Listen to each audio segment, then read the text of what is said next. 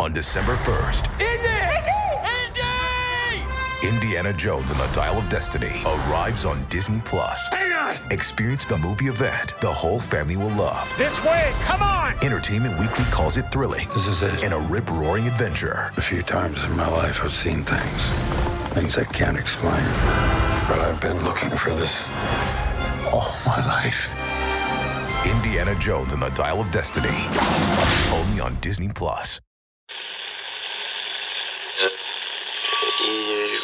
Empire.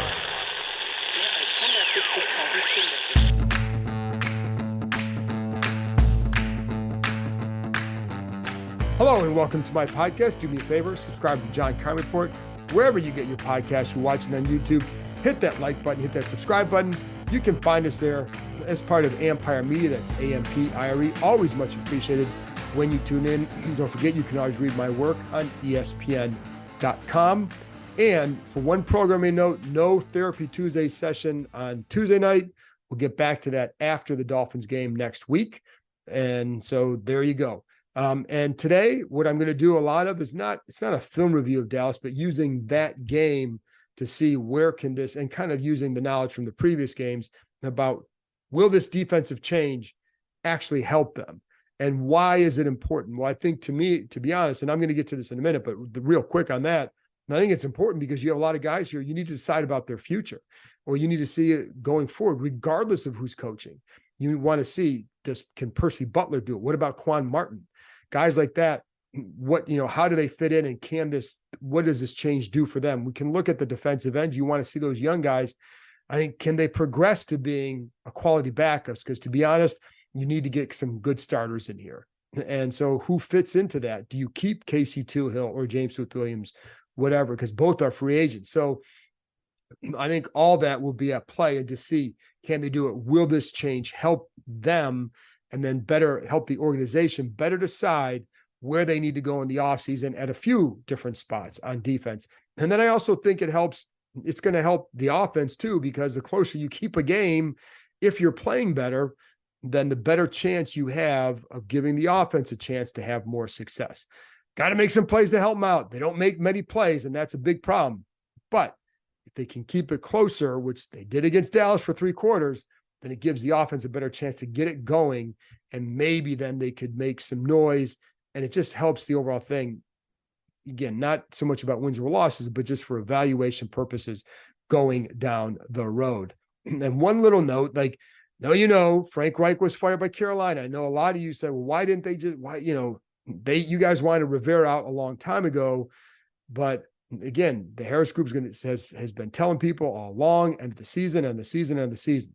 There's no rush. You're not going to hire a coach first. Trust me on this. Every team is prepared with a list of names for, if you're going to look at a GM, you're going to look at a coach, you're going to have your list ready. There have been times where they've had a list ready and then they haven't made a change. So in previous regime here, I'd be shocked. I'd be shocked if they don't have a list of people ready for, even if you don't need it, you're going to have names ready. Just like a team's going to have a list of players ready in case something happens, you're always going to have that to be prepared. So it's not like they're going to get to the end of the season and then start a mental search from there. They will already know what's going on. If they're 4-8, you don't think they have a list ready? Come on. So, but the point is, it's not going to put them behind. And you can't hire anybody right now, and you don't get your first dibs as that. Now, if you wait a week after the season, then you lose out. But if you do it right away, then you're not losing out. And then you can hire your GM right away if you need to. And then, so anyways, my point is, there's patience. And I also think the big thing is, you don't want David Tepper and you don't want Mark Davis as your owner. And those are the two owners who fire coaches. Not that it's always bad. I think it was good to fire Josh McDaniels. He was a problem. And I've told you here, that's not the same situation. But those are not the owners you want to emulate. And so I think, for those who want a move like that to hold someone accountable, those aren't the guys you want to emulate. And I don't think that the Harris Group would do that just for that reason. But anyways, just kind of want to bring that up, not to start that whole thing. Like, we all, right now they're 4-8. We know where this is going, barring some big turnaround. But anyway, just want to go over that. So what I do want to talk about is how will this change make a difference? And one of the big things that, especially this year, that has been, and even actually it wasn't just this year, we all know that Jack Del Rio's favorite way to operate was with a 4-man rush and allowing the 4-man rush to apply pressure so you can cover with 7. In an ideal world, that's great. Like the Niners have the one among the highest rates of 4-man pass rushes, but they have a terrific pass rush, thanks in part to these guys, but they have a very good pass rush. So you can get that. But what they also do is some creative situations, right? And, you can look at, for example, the Niners they would create some movement. There was a rush they had the other day where you have both Nick Bosa and Chase Young standing up over the guards and doing a little stunt. Now Bosa gets in there, Chase is not, but they're able to push the pocket because of that. And I think they end up getting a sack on that play, but it's the pushing the pocket because you're getting some depth off those and then using guys in spots that can be creative. At times, there were a couple of years ago, they used Chase a little bit like that, but not in conjunction with like Montez Sweat, for example. And, but it wasn't as effective, but they didn't do it a whole lot. And you didn't see a whole lot of it this year. You didn't see a lot of stunts. You didn't see a lot of blitzes that are just getting home, or you see a lot of the overloads that teams like to run. It was just not a great pressure package. And a couple of years ago, I've talked about this when Sweat and Young were hurt, what they did, some more pressure packages on third down, a little bit more creative on third down, and that helped. And it wasn't because James Smith-Williams, Case Tulo were just great. They did what they're supposed to do. They did their jobs. They were solid, but it was the packages they used behind them, and then the secondary's ability to cover better than they are now really made a difference. They're not getting any of that now. So you're going to have to be a little bit more creative, and you're going to have to take some chances. I think the hard part for that is this week, the quarterback you face in Tua Tagovailoa gets rid of the ball in 2.36 seconds. That's the fastest in the NFL. It's hard to run stunts in that kind of situation, unless you can play the coverage behind it to make them hold the ball for a split second, then you might be able to get that. And there were a couple of times against Dallas where there was some of that, where I actually saw, Dak Prescott maybe was looking for something different and had to hold the ball for a split second, and it allowed a stunt to get home. But that's what Dak will hold the ball a little bit longer at times because he can get down the field. So that helped that. But it's just sometimes that little bit of hesitation with Tua, it's going to be hard to get that. As someone here told me, this is a true West Coast offense where they want what they want to do, and you're getting rid of the ball in a hurry. And it's a really good job by Mike McDaniel as the coach with what they're doing. But anyway, so I want to go over some of that and just, some of the things where I say, what can you take from that game against Dallas and apply it moving forward, and wanting to get more pressure packages. And there was a 3rd down and 11 in the second half. I think it was the first drive, second half, where you had, again, because too often in that game, and this is what has driven me a little bit crazy this year, but too many 4-man rushes where all they're doing is asking you when you're one-on-one. And that becomes very difficult. And linemen get used to you. You make it kind of easy on them, to me. And if you don't have the ends to really push that, to pinch the pocket, to force them back up inside, then I think it makes it even tougher. And that's the spot they're in now, where you need to get some guys who can do that. And it's not happening. I mean, KJ Henry is like, can he be a good rotational guy? That's what you're going to have to hope. But I think he would have a long ways to go to be considered a guy that you could start, let's say, for example, next year. I'm going to go out and get a couple ends and let those guys develop into quality rotational pieces that can help you. And there's nothing wrong with that, because you need that. You absolutely need that too, as we've seen over the years here. But like this was that 3rd and 11, Andre Jones gets to the middle, and it's a stunt with Jonathan Allen. And Jones gets to the middle, Prescott gets forced up, And as Jones is about to hit him, he has to dump it underneath. So 3rd and 11, gets off the field because that gets it like a 7-yard gain, but it's a good pressure and it's a good job at the stunt. But I like Jones doing that. Jones is a good athlete. Use him in an athletic situation. And so too often with those ends, you see them, they're getting moved out wide and creating pockets that I think are difficult, and they're very clean for Dallas, right? It's all the ends. It's just, it makes it harder. If you're sometimes trying to turn that corner, if you're so intent on turning the corner, you start to round a little bit, right? And there's these gaps that get created. And then you have a situation where there's a little bit too much time in there as well. And then you have even on the lucky bounce play that Dallas had near the end of the first half. And this is how these games go sometimes, right? So just a little bit of a side here. In that situation, you have the previous play, Deron Payne tips a pass, bats a pass, or he gets his hand on a pass. The ball kind of flutters to the ground. If it goes a different way, maybe Cam Curl picks it off around midfield. Maybe he takes it in. I don't know. Maybe he gets into scoring range right away. But it doesn't, falls harmlessly to the ground. On the next play, a good pressure on Prescott.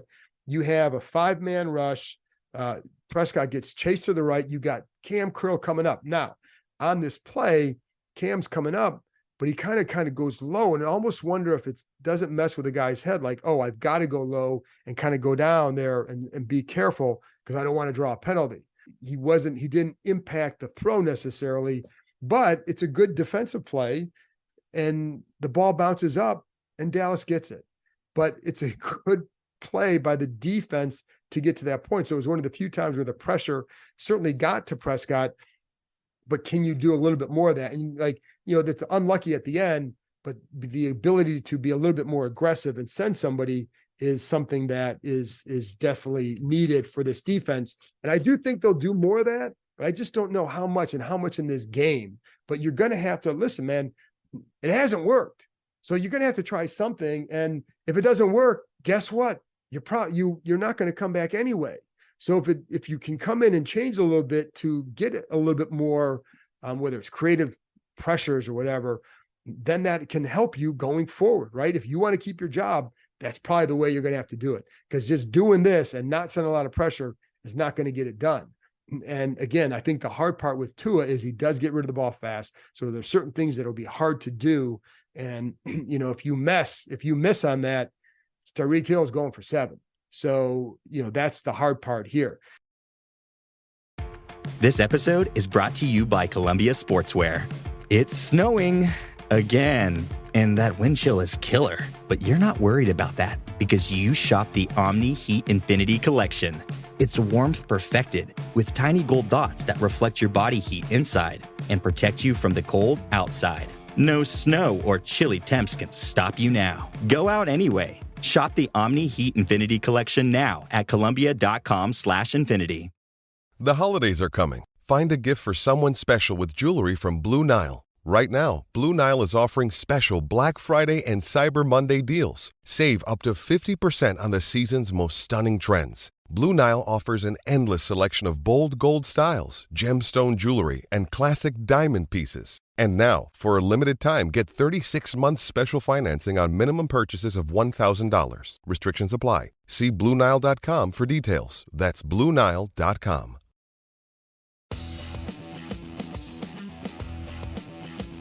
The Adventure Park at Sandy Springs holiday sale is here. Save 30% or more on climbing and zip lining gift certificates, season passes, axe throwing packages, and more. Our families have enough stuff. This year, give the gift of experience and adventure.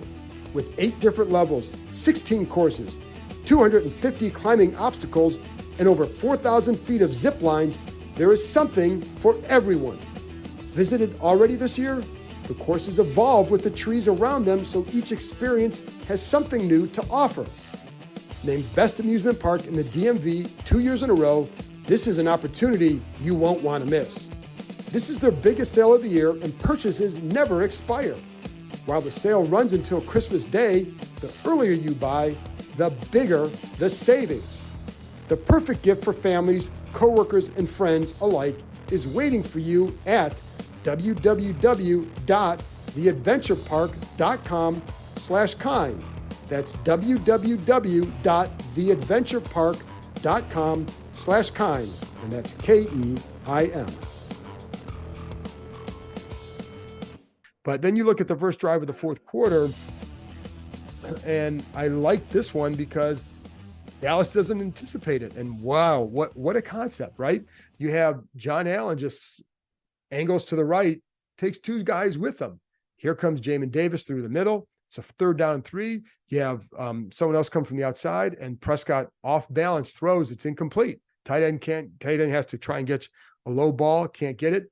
You're getting off the field. So that's the stuff that happens. I think that was the first drive of the fourth quarter, but that's the stuff that happens when you're able to apply pressure, and they didn't do it enough because too often in that game, and it's again, over the course of the season, it has been not enough consistent pressure, but I also think you make it hard on your linemen and you make it easy on their linemen when all you do is just rush forward. And I think, and again, those guys are smarter than I am, but what I've seen is the results, right? And we've seen the results, and they haven't gotten the results that they wanted, because that's why they had to make a change. And, and I know it's not like, listen, you take Sweat and Young out of there, those guys can do that. That's what they do. But when you don't have that, then you have to find other ways to apply that pressure. And that's what I wonder if they'll be able to do that. And then again, how much, I don't know that there's, because if you don't play sound behind it, it's not going to matter. You might be able to get some stuff, but you're going to give up stuff.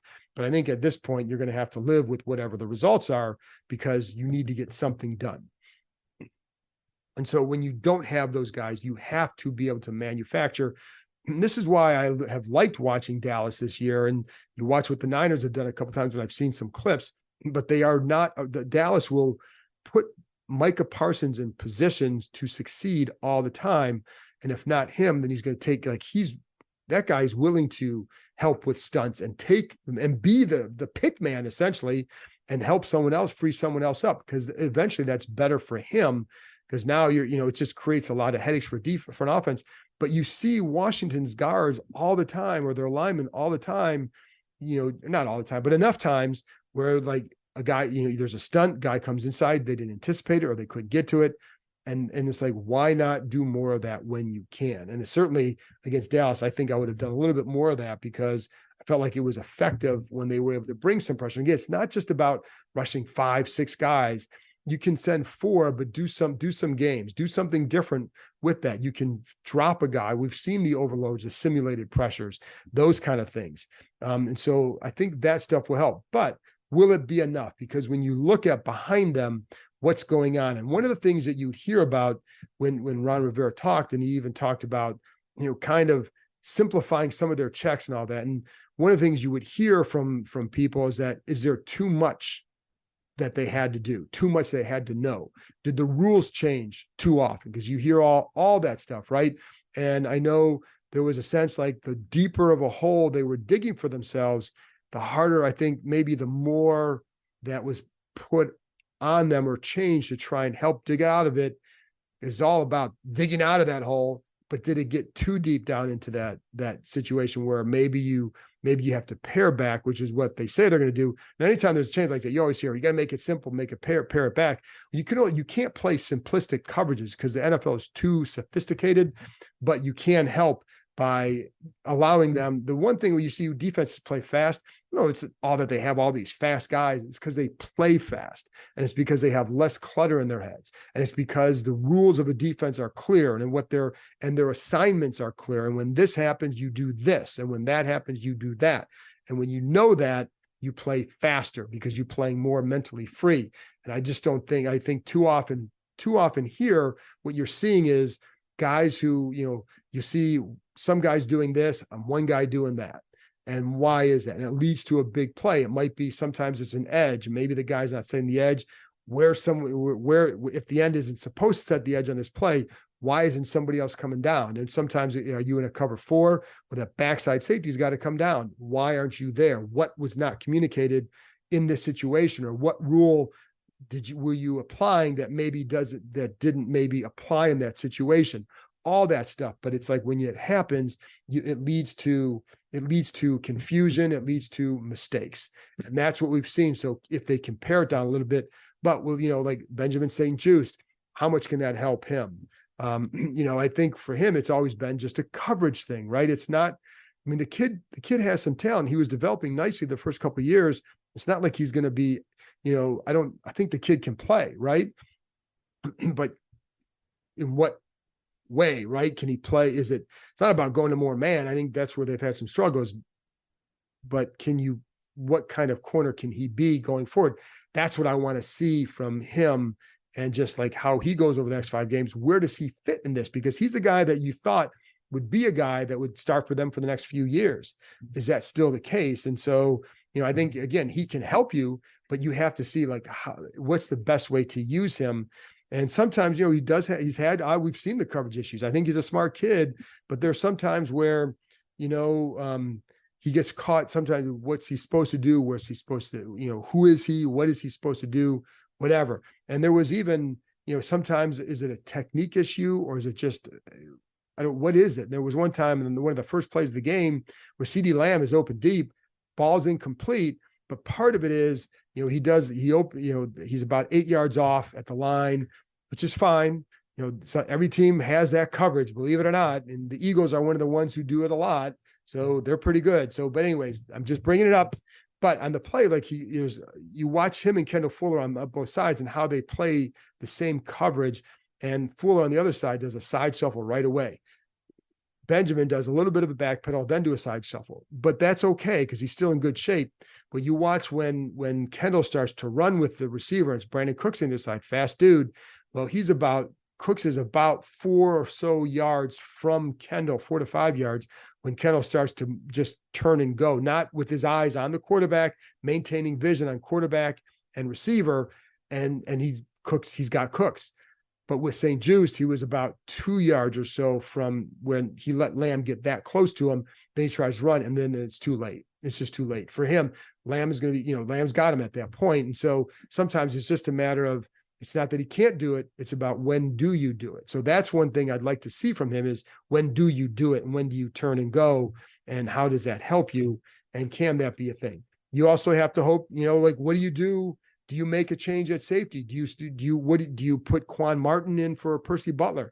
The only problem with that is Quan Martin, and he's played some deep, but Butler's played more deep. Quan has done a nice job in the slot at times, and you can kind of put him there. But is that something you would do? Because, you look at Butler and there's sometimes he does a really nice job. And then other times he's the last line of defense. And when he makes a mistake, it's glaring. And there have been certainly a couple of those that, is it a young thing? And what can he learn? Is that something that you can help him with, clarifying assignments sometimes? But sometimes it's not even just about, sometimes he's in kind of the right spot. It's more, are your shoulders open, right? Are you square or are you turned a little bit, like on the touchdown to Cooks in the first half against Dallas? Like, you've got to be a little more square so you can react to either side, right? But he kind of gave up a side and then Cooks goes inside.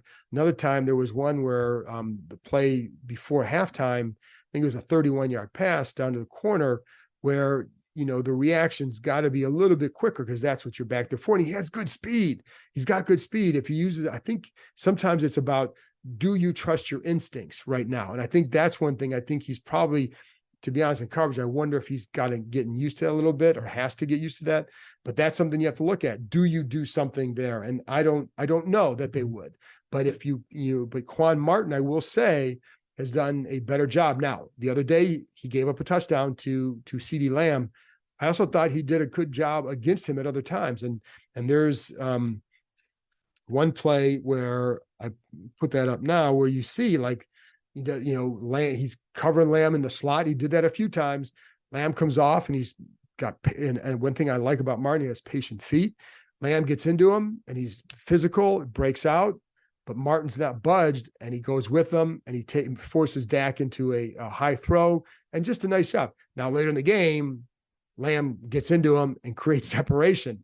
But I felt like there were times where I felt like Martin did a nice job in there, still a raw kid it was still a developing player by of course. But I felt like he did an okay job in that area and something you can build on. And is that a guy that you want to get in there a little bit more to see? I mean, he has a reputation of being a smart kid. I mean, I like Butler's speed back there. And I felt like even last couple weeks, he had some plays that were pretty good, but the misses are glaring. And I think that's the thing. Can they help him with that? Will this change make a difference with that?